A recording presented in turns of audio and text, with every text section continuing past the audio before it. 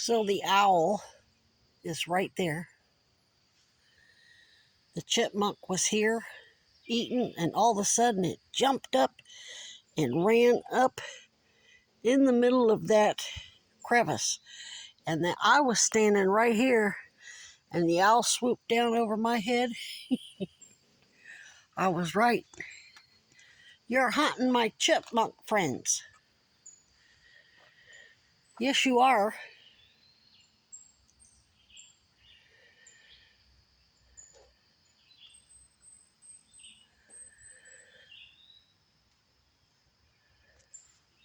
Try again.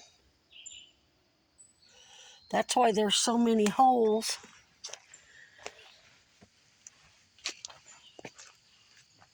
They've got plenty of spots. First he ran in there. I couldn't figure out why he was chirping and was so spooked. Now I know.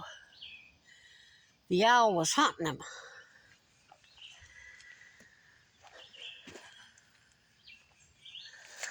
Ooh, sure is camouflaged good. Try again. So the chipmunk ran up in that hole.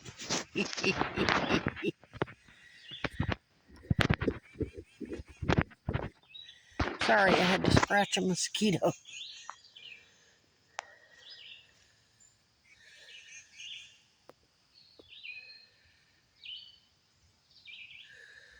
Went back in there somewhere.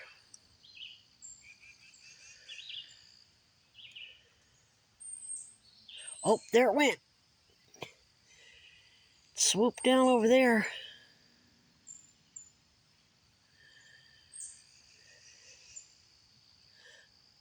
There's a squirrel over there. There was another squirrel here, but the squirrel and the chipmunk took off real fast. Now I know why.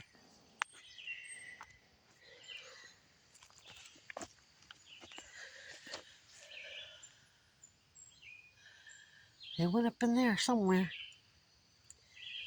Good. See, first when the owl landed, he landed right there. He knew that. He watched that chipmunk run up in that hole. Then he jumped up and perched on that. I knew he'd be here. I put sunflower seeds out because I didn't see it. Normally, it'll perch like, where does it normally perch?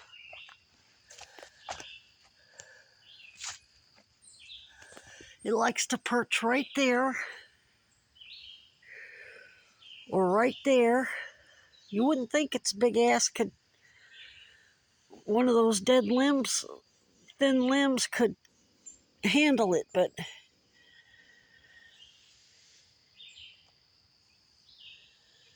it'll get on the side of a real skinny branch like that. They can pretty much perch anywhere that they want.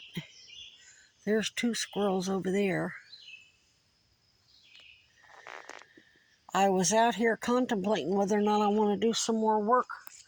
I got a whole bunch of that wood cleaned up and some of it thinned out. I've got to get all that processed down for firewood this winter. Got to move those big ass rocks onto the sled and pull the sled up here and put them up here as part of my firewall.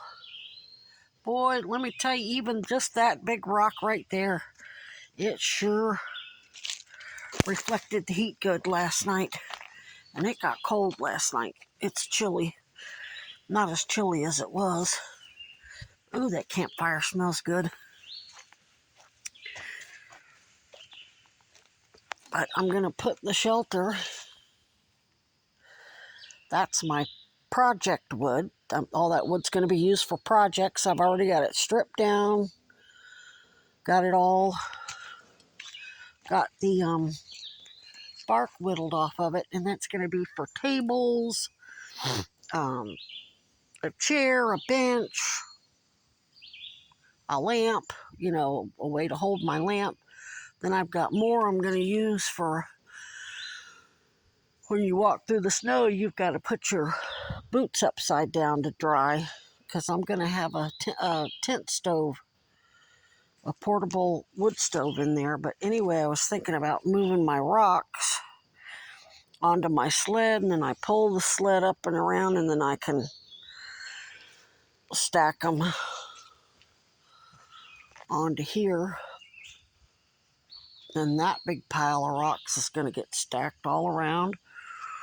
I've got to go collect some more bigger rocks to make it easier. But I've got plenty of big rocks and little rocks. That fire went good. It had a good airflow because the rocks aren't perfectly flat. So it got a lot of airflow. It was almost like a rocket stove.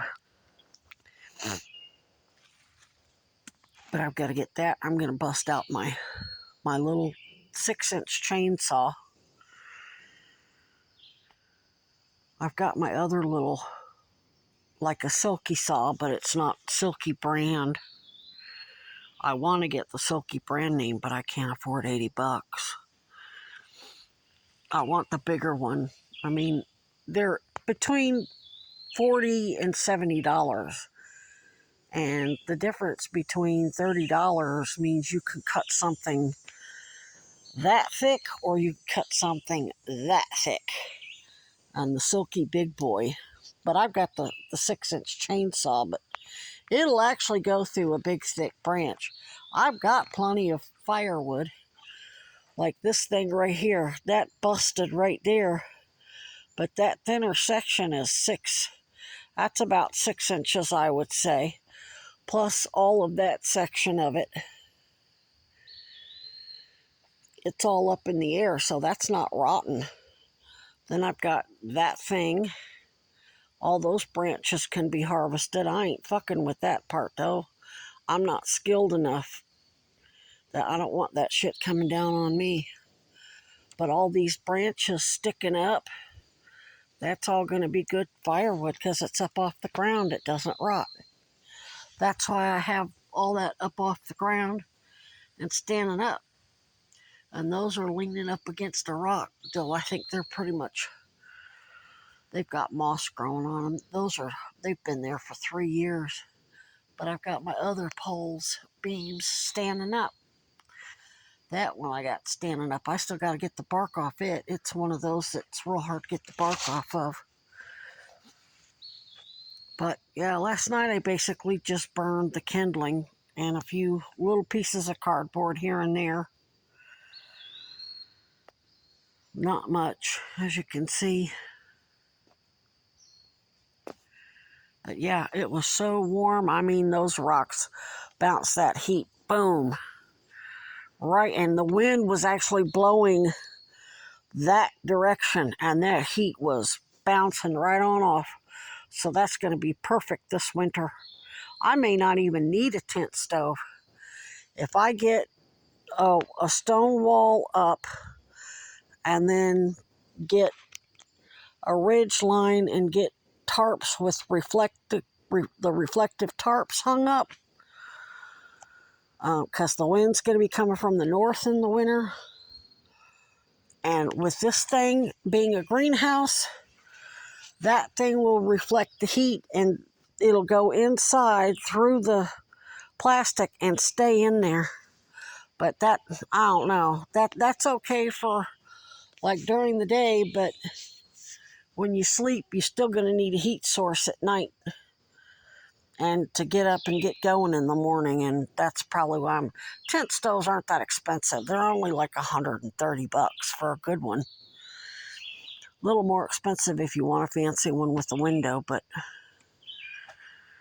I don't know what I'm going to do. Candles ain't going to heat that big thing. That little thing, because it's 6 foot or 5'7" in the front, and then it goes down to 3 foot in the back. So, and then it's 9 feet across and 7 feet deep.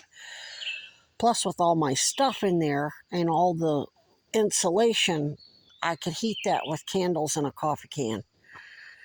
But I don't think that's going to work. It'd take too many of them, even with all the insulation I'm going to have on it. Of course, the sun is going to do a hell of a job of heating it up because I'm going to leave this on it because the raccoons can't climb it. So when all the leaves fall, I'm going to have all kinds of sun, and it's probably going to be very warm in there without